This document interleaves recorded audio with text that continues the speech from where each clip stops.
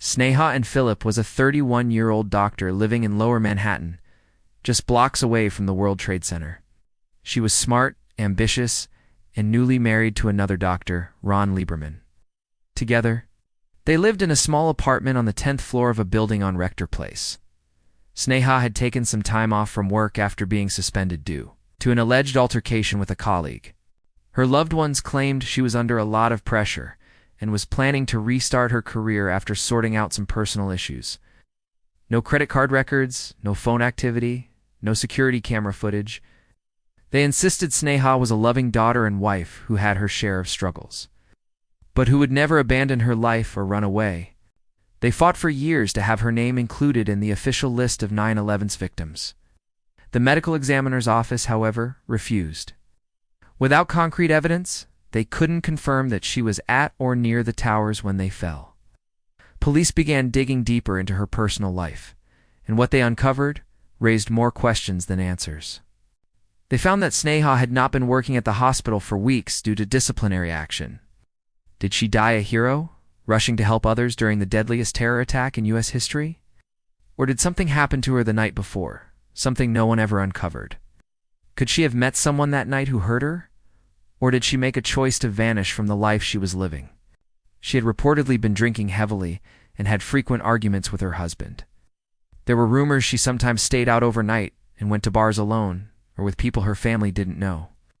Some witnesses even claimed she had a second secret life, suggesting the possibility she had disappeared intentionally. Despite this, Sneha remained close to her family and often checked in with her mother, brother, and her husband.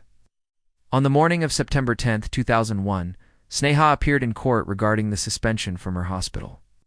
Her name was added to the official list of victims.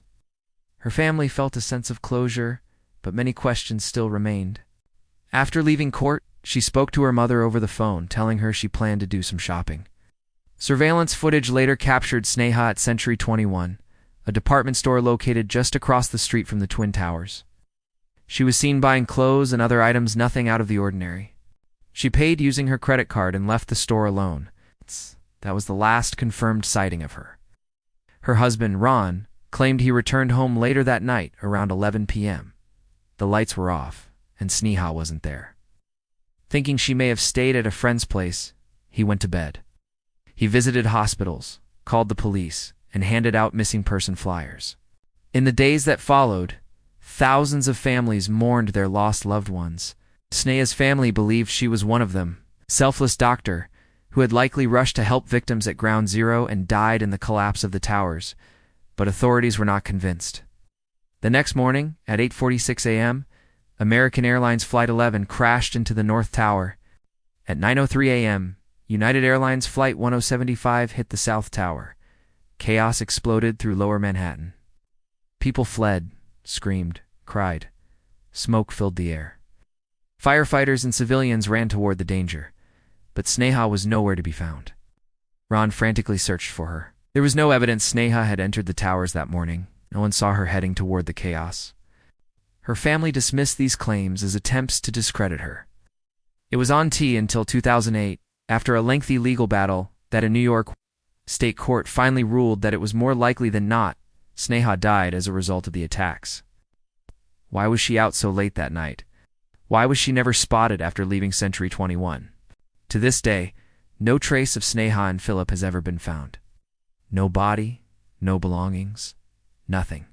She remains one of the very few people officially declared dead in the 9/11 attacks without any direct evidence linking her to the site. And so her story remains suspended between tragedy and mystery. It's truth and speculation, a silent question mark in the shadow of one of the most documented events in modern history.